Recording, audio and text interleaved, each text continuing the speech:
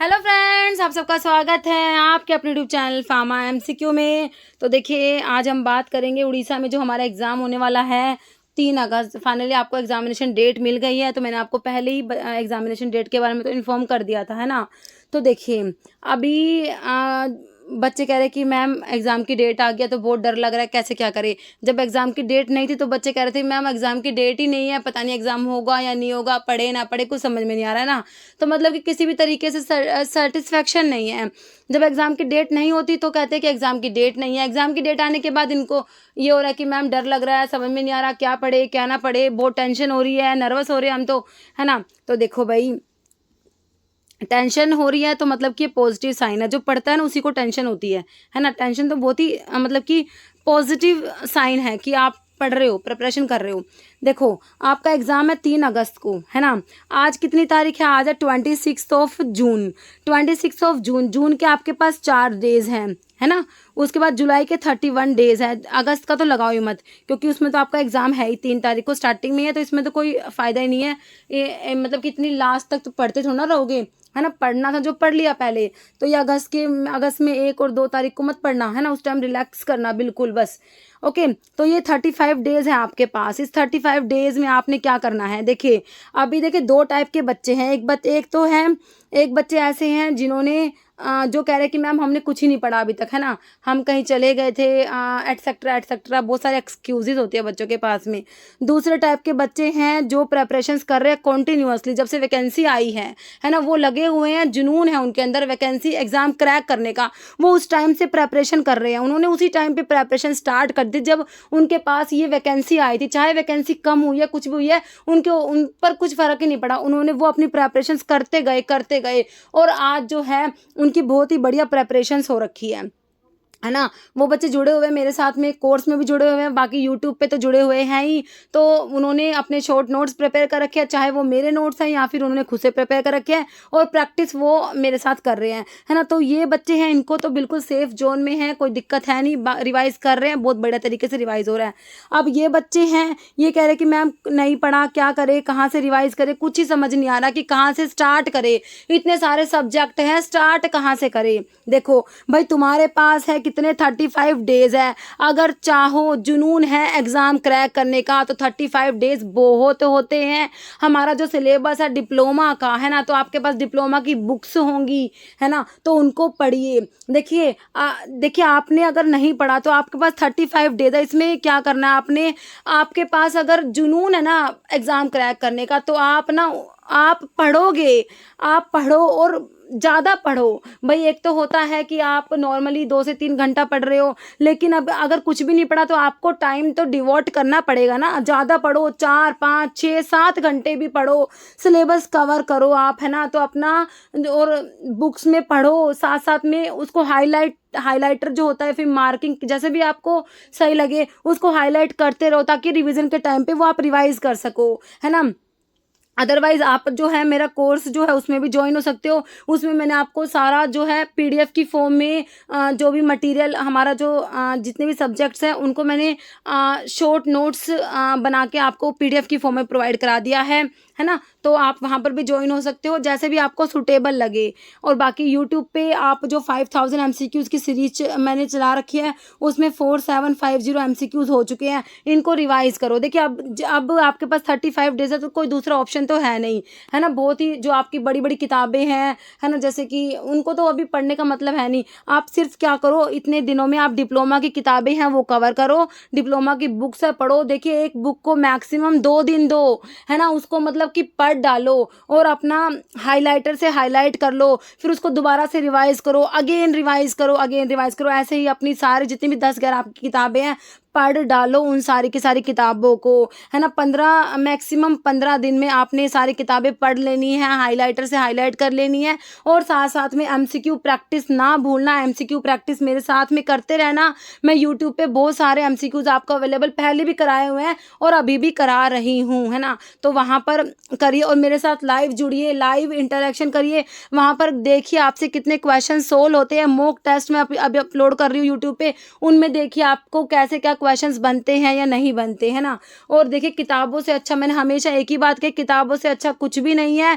किताबों में जिस दिन आपकी रुचि हो गई ना, आपने इंटरेस्ट पैदा हो गया किताबों में, तो मतलब कि आपका सिलेक्शन कोई रोक ही नहीं सकता, ठीक है। तो किताबें तो ज़रूरी है ही, लेकिन जब टाइम नहीं होता उस टाइम पे हमारे पास ऑप्शन यही बचता है कि कोई कोर्स हो कि भाई उसमें आपको बना बनाया मटेरियल मिल जाए, आप उसको रिवाइज कर लो, है ना। थोड़े टाइम में तो यही होता है, ठीक है। तो अभी आपके पास 35 डेज है, आप कर सकते हो। देखिए आपके अंदर वो है, स्टेमिना है और आप कर सकते हो। बस थोड़ा सा आपको करना क्या है, मेहनत करनी होगी। देखिए बिना मेहनत के तो कुछ भी नहीं मिलता।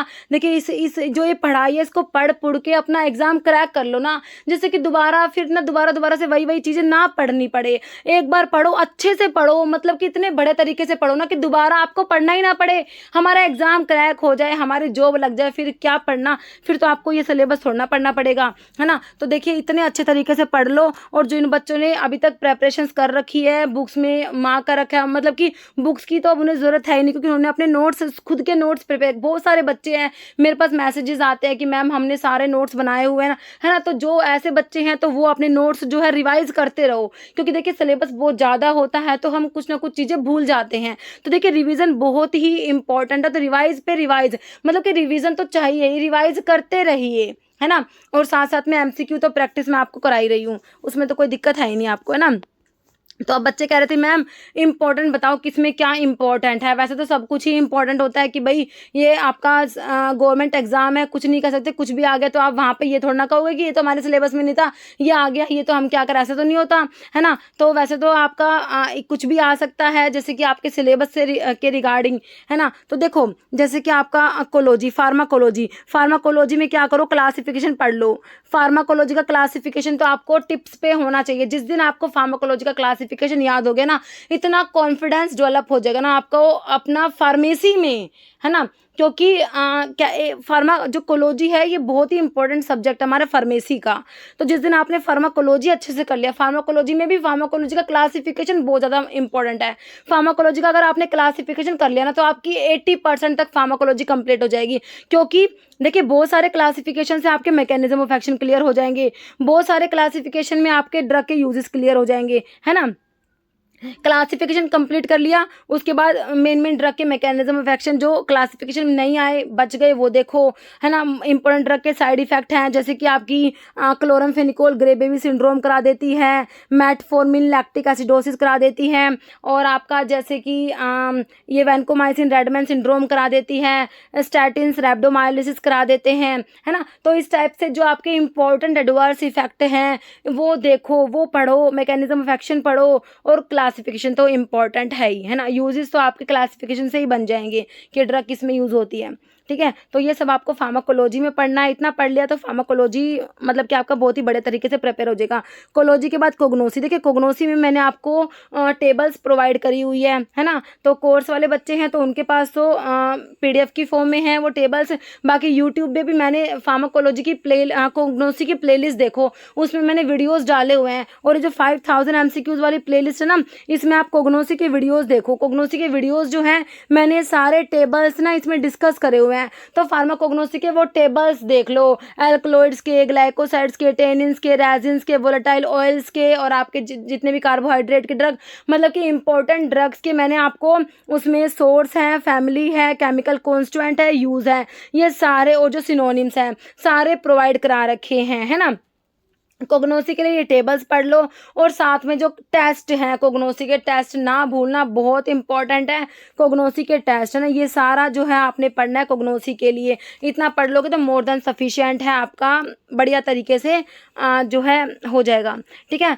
फार्माकोलॉजी हो गया, फार्माकोग्नोसी हो गया। फार्मास्यूटिक्स आपने R.M. मेहता की बुक पढ़ी होगी, मैं आपको हमेशा बताती हूँ R.M. मेहता की बुक है फार्मास्यूटिक्स के लिए, उससे बेस्ट कुछ भी नहीं है। वो पढ़ो, छोटी छोटी सी तो बुक्स है ना, तो वो आपने पढ़ के मार्क करा हुआ होगा तो वही पढ़ लो। बाकी फार्मास्यूटिक्स की प्लेलिस्ट देखो, उसमें मैं रिसेंटली जो वीडियो डाल रही हूँ ना, उसमें मैंने क्या करा हुआ है, जो चैप्टर है उसको बहुत ही कंसाइज तरीके से, मतलब कि उसके शॉर्ट नोट्स पहले उसमें डिस्कस कर रखे, उसके बाद मैंने MCQ डिस्कस कर रखे हैं ना। तो ये सब आपको जो अभी रिसेंट वीडियोस मैंने फार्मास्यूटिक्स के अपलोड किया उसमें मिलेगा। तो उसमें कुछ वीडियो रहते हैं लगभग अभी मैंने उसमें 40% डाला है, ठीक है। तो सारा मतलब कि आपके एग्ज़ाम तक मैं कंप्लीट कर दूँगी, तो वो आपको एक तरीके से आपके शॉर्ट नोट्स हो जाएँगे ना। तो ये सारे कोर्स में मैंने प्रोवाइड करा रखा है। तो कोर्स में बस ये है कि आपको पीडीएफ वहाँ मिल जाता है, और यहाँ पर यूट्यूब पे पीडीएफ का ऑप्शन नहीं है ना, तो यहाँ पर पीडीएफ नहीं है, ठीक है। तो ये फार्मास्यूटिक्स पढ़ लोगे, है ना। फार्मास्यूटिक्स में देखिए सारा ही इंपॉर्टेंट है, डोजेस फॉर्म बहुत इंपॉर्टेंट है भाई। इनकी ना वन लाइन डेफिनेशन इंपॉर्टेंट होते हैं, लोशंस, लिनीमेंट्स, गार्गल्स, थ्रोट पेंट, इनकी जो वन लाइन डेफिनेशंस होती है ना, बहुत ज़्यादा इंपॉर्टेंट है ना। फार्मास्यूटिक्स में लैटिन टर्म है, इसके ऊपर तो क्वेश्चन बनता ही बनता है ना, आपकी प्रिस्क्रिप्शन पे। और जो आपके जो चाइल्ड डोज कैलकुलेशन है, ये तो कैलकुलेशन आपकी जो क्या कहते हैं प्रैक्टिकल स्किल्स के क्वेश्चन है उसके हिसाब से भी इंपॉर्टेंट हो जाएगी। Tablet, capsule, emulsion, suspension, sterile dose form, सारा ही कुछ इंपॉर्टेंट है फार्मास्यूटिक्स का, है ना। तो जिन बच्चों ने फार्मास्यूटिक्स पढ़ रखी है, अपनी किताबों से मार्क करा हुआ है, तो रिवाइज करिए उसको, जितना हो सके उतना बढ़िया तरीके से रिवाइज करिए। और मैंने जो यूट्यूब पे आपके लिए वीडियोस बना रखे हैं फार्मास्यूटिक्स के, एक 500 क्वेश्चन का वीडियो है ना, उसमें एक्सप्लेनेशन के साथ में सूटिक्स है, तो वो देख लो, उससे भी बहुत ज़्यादा हेल्प मिलेगी आपको। बाकी 5000 वाला वीडियो जो अभी बनाया है, जिसमें 4750 क्वेश्चन हुआ है, उसमें भी सूटिक्स बहुत ही बड़े तरीके से मैंने आपको करा रखी है, ठीक है। उसके बाद केमिस्ट्री आती है। केमिस्ट्री में देखिए जो आपकी इनऑर्गेनिक केमिस्ट्री है, जैसे इसमें आपके सिनोनिम्स जो है बहुत इंपॉर्टेंट है, जैसे मैग्नीशियम सल्फा, जो आपका इप्सम सोल्ट होता है, ग्लोबल सोल्ट कौन सा है, इसके ऊपर क्वेश्चन बनते हैं, है ना। और आपके जो लिमिट टेस्ट पे भी पूछ लेते हैं। तो इनऑर्गेनिक केमिस्ट्री इतना हार्ड नहीं है ये। बाकी जो मेडिसिनल, जो आपका फार्मास्यूटिकल केमिस्ट्री 2, अभी तो सारा केमिस्ट्री एक ही में कर दिया ना, तो उसमें कौन सी ड्रग में कौन सा रिंग होता है वो इंपॉर्टेंट हो जाता है ना, कौन सी ड्रग में कौन सा रिंग प्रेजेंट है, इस टाइप से क्वेश्चन बनता है कि भाई मेट्रोनिडाजोल है, तो मेट्रोनिडाजोल में कौन सा रिंग होता है ना। तो ये मेट्रोनिडाजोल जो आपका होता है, इसमें कौन सा रिंग है, इस टाइप से मेन ड्रग के आपको रिंग पता होना चाहिए। जैसे कि क्लोरप्रोमाजीन जो है, इसमें कौन सा रिंग है, ठीक है, इस टाइप से आपको पता होना चाहिए। तो आपका केमिस्ट्री हो गया। बाकी health education and community pharmacy जो है आपका, अभी जो सोशल फार्मेसी के नाम से थोड़ा सा चेंज किया है, तो इसमें जो है हमारी डिजीज़ मेनली आती हैं। तो डिजीज़ और उनके पॉजिटिव ऑर्गेनिज्म तो इंपॉर्टेंट है ही, बहुत इंपॉर्टेंट है, मैंने टेबल भी प्रोवाइड करा रखा है। बाकी डिजीज़ और उनके डायग्नोस्टिक टेस्ट जो हैं वो भी इंपॉर्टेंट है, इसका मैंने आपको टेबल प्रोवाइड करा रखा है। देखिए सब कुछ अवेलेबल है आपको यूट्यूब पर, मैंने सब कुछ अवेलेबल करा रखा है। बस आप पढ़ना तो देखो आपको ही है ना। एग्ज़ाम तो आपने ही देना है, तो मेहनत तो आपने ही करनी पड़ेगी, है ना। तो ये सारा आपको हेल्थ एजुकेशन कम्युनिटी फार्मेसी में पढ़ना है। HAP human anatomy and physiology में प्लेलिस्ट देखो, उसमें जितना भी मैंने आपको अवेलेबल करा रखा है वो सफिशिएंट है, और इसके और भी वीडियोस मैं अभी अपलोड कर रही हूँ, है ना। तो HAP में आपका जो आपने पहले पढ़ा हुआ था ना 10th 11th में, उस वहीं से वही सिलेबस रहता है इसमें, तो है ना। सारे वही जो ऑर्गन सिस्टम है हमारे, एंडोक्राइन सिस्टम, कार्डियोवास्कुलर सिस्टम वही है, तो ये भी आपका हो जाएगा, कोई दिक्कत नहीं है। और हॉस्पिटल है और DSBM है, ठीक है। तो ये सारे जो हैं आप बहुत ही बढ़िया तरीके से, जैसे DSBM में इन्वेंट्री कंट्रोल के डिफरेंट टेक्निक है, ABC एनालिसिस, इन पे क्वेश्चन बनता है ना, ये इंपॉर्टेंट है। हॉस्पिटल फार्मेसी में ड्रग डिस्ट्रीब्यूशन सिस्टम है इन पेशेंट्स के लिए, जो आपका है ये सारे ड्रग डिस्ट्रीब्यूशन सिस्टम है, ये इंपॉर्टेंट होते हैं, ठीक है। तो ये सारा, और कौन सा सब्जेक्ट, बायोकेमिस्ट्री में तो सारा ही इंपॉर्टेंट है। विटामिन ले लो, एंजाइम्स ले लो, अमीनो एसिड्स, प्रोटीन्स, लिपिड्स, सारा इंपॉर्टेंट है। तो ठीक है, तो आपने देखिए आपके जो इस टाइम पे, इसीलिए मैं आपको हमेशा से स्टार्टिंग से एक बात बोलती आई हूँ, पढ़ लो भाई, पढ़ लो, साथ साथ में शॉर्ट नोट्स प्रिपेयर कर लो। तो वो शॉर्ट नोट्स आपके अभी काम आते हैं, जब आपकी एग्जामिनेशन डेट आ जाती है ना, तो उस टाइम पे आपको लगता है क्या करे क्या ना करे, किताबें उठाने का मन नहीं करता, उस टाइम पे आपके शॉर्ट नोट्स काम आते हैं आपके, वो उसी टाइम पे वो शॉर्ट नोट्स काम आते हैं, ठीक है। तो जिन बच्चों ने भी प्रिपेयर कर रखे हैं उनके लिए बहुत ही बढ़िया बात है, जिन्होंने प्रिपेयर नहीं करे और वो बहुत ही टेंस हो रहे हैं, तो भाई मैं तो आपके लिए एक ही सोल्यूशन कर सकती हूँ कि भाई जो कोर्स है मेरा वो आप ज्वाइन कर सकते हैं। उसमें मैंने आपको जो वीडियोस बना रखे हैं, साथ साथ में उनकी PDF दे रखी है ना। तो वीडियोस तो यूट्यूब पे भी अवेलेबल है, कोई दिक्कत नहीं है, बहुत सारे मैंने मोस्टली डाले ही हुए हैं, है ना। तो उनकी PDF है वो वहाँ पर आपको मिल जाती है, ओके। तो देखिए इस टाइप से आप अपनी प्रेपरेशंस करिए, बिल्कुल पैनिक ना हो, टेंशन ना लो, बहुत ही बड़े तरीके से पढ़ो। आपके पास 35 डेज़ है, जिस बच्चे में पढ़ना है, जिसने एग्ज़ाम क्रैक करना है, अपने मम्मी पापा के चेहरे पे खुशी लेके आनी है ना। जिस दिन आपका देखिए जब आप जाएंगे ना, जब आपकी सिलेक्शन हो जाएगा, जब आप फाइनली अपनी पोस्ट ले लेंगे, गवर्नमेंट फार्मासिस्ट बन जाएंगे आप, तब आप देखना आपके जो पेरेंट्स हैं वो कितने खुश होते हैं। मैं बता नहीं सकती जो मम्मी पापा को कितनी ज़्यादा खुशी होती है। तो मैं आपको हमेशा एक ही बात कहती हूँ कि मेहनत करो, और जिस दिन आपका मन ना करे तो सिर्फ और सिर्फ अपने पेरेंट्स के बारे में सोचो कि अगर आपका एग्ज़ाम क्लियर नहीं होता तो उनको वो कितना दुखी होते हैं। वो दिखाते नहीं है कि भाई, वो तो ऐसे कहेंगे बेटा कोई बात ना, अब की बार नहीं हुआ तो कोई बात नहीं, अगली बार हो जाएगा, बट उनको यही रहता है कि काश मेरा बच्चा क्लियर कर लेता, है ना। तो अगर आपका क्लियर होता है तो उनकी मतलब कि अपने को इतनी खुशी नहीं होती जितनी उनको खुशी होती है। अपन तो खुश होते ही हैं, वो तो अलग है, बट अपने पेरेंट्स जो है वो हमारे से ज़्यादा खुश होते हैं, है ना। तो अपने मम्मी पापा के लिए और पढ़ो लिखो और फार्मासिस्ट बनो, एग्ज़ाम क्रैक करो, और जिससे आपकी फार्मा एमसीक्यू का भी नाम हमारा रोशन होगा, है ना। ठीक है, तो देखिए इस वीडियो में आपको यही बताना था। बच्चे बहुत कंफ्यूज हो रहे थे कि मैम क्या करें क्या ना करें, कैसे करें क्या ना करें। ठीक है, तो मैंने आपको बता दिया। आपने जो है जो भी आपके नोट्स हैं उनसे रिविज़न करो, बुक्स में आपने मार्क कर रखा है वो पढ़ो, बाकी नहीं भी किया तो ज़्यादा टाइम दो, है ना। ज़्यादा 5 6 7 घंटे पढ़ो, 2 दिन में एक किताब पढ़ लो। अपनी एक बुक आपने 2 दिन में पढ़नी ही पढ़नी है, उसको हाईलाइट करते चलो, ताकि दोबारा जब आप पढ़ोगे ना तो फालतू की चीज़ें नहीं पढ़नी, काम की चीज़ों से काम चल जाएगा, है ना। तो जिसमें 2 दिन लगे थे वो फिर आप 1 दिन में रिवाइज कर लोगे। देखिए अगर आप कुछ भी नहीं पढ़ा तो मेहनत करनी पड़ेगी, बिना मेहनत के कुछ भी नहीं मिलता। ये तो भूल ही जाओ कि आप मेहनत नहीं करोगे और आपको पोस्ट मिल जाएगी, बिना मेहनत के कुछ भी नहीं होता। देखिए खाना भी अगर आप हाथ से खाते हो तो ही मुंह में जाता है, ऐसा नहीं होता कि अपने आप ही। देखिए हर चीज़ के लिए आपको मेहनत करनी पड़ती है, तो देखो आप मेहनत करोगे तो ही आपका सिलेक्शन होगा। ठीक है, तो अभी आपके पास मौका है, टाइम है, जितना हो सके उतना पढ़ लो, मेहनत कर लो, है ना। फिर आपका जो फ्यूचर होगा वो बहुत ही ब्राइट होगा, है ना।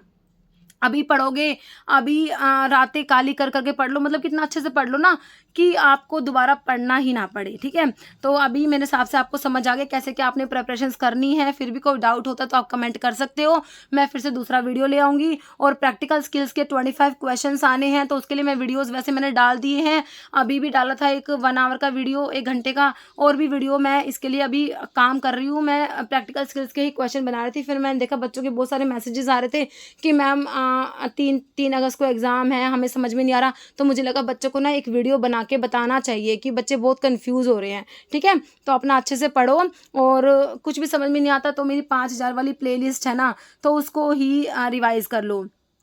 ठीक है, उसको रिवाइज़ करो। और देखिए मैं तो हमेशा आपसे एक ही बात कहती हूँ, किताबों से अच्छा कुछ भी नहीं है, बुक्स तो आपने पढ़नी ही पढ़नी चाहिए, है ना। तो अगर आपके पास बुक्स है, आपने मार्क करा हुआ है, तो उन बुक्स को भी देख लो, उनको एक बार मतलब कि अपनी आंखों के आगे से मतलब कि ऐसे फेर लो उन सारे को कि भाई हाँ इसमें मैंने ये पढ़ा था ये पढ़ा था ये पढ़ा था, इस टाइप से। और जो मेरी 5000 वाली प्लेलिस्ट है उसको रिवाइज़ कर लो, है ना। और बाकी तो आप कर ही लोगे, मुझे आप पे बहुत ही ज़्यादा विश्वास है कि जो मेरे बच्चे हैं मेरे से जुड़े हुए हैं, उन्होंने बहुत ही बड़े तरीके से प्रेपरेशंस कर रखी है, वो ज़रूर से अपना 100% देंगे और ज़रूर से सेलेक्ट होंगे। ठीक है, तो और भी कोई डाउट होता तो आप फिर से कमेंट कर देना, मैं फिर दूसरा वीडियो ले आऊँगी इसके बारे में। ठीक है, तो आपको इस वीडियो में ना थोड़ा सा यही बताना था, बच्चे बहुत ज़्यादा कन्फ्यूज़ हो रहे थे। ठीक है, तो इस वीडियो में इतना ही। अगर आपको वीडियो अच्छी लगे तो लाइक करना, शेयर करना, चैनल पर नए हैं तो मैं आपको रिक्वेस्ट है कि चैनल को प्लीज़ सब्सक्राइब जरूर करना। और हाँ, जो मेरा कोर्स है उसके रिगार्डिंग आपको कोई भी इन्फॉर्मेशन चाहिए तो आप मेरा व्हाट्सअप नंबर है वहाँ पर मैसेज कर सकते हैं, 9649309960, 96493099 और 60। ठीक है, तो इस पे आप इन्फॉर्मेशन ले सकते हैं। चलो ठीक है, फिर इस वीडियो में इतना ही। Okay, thank you.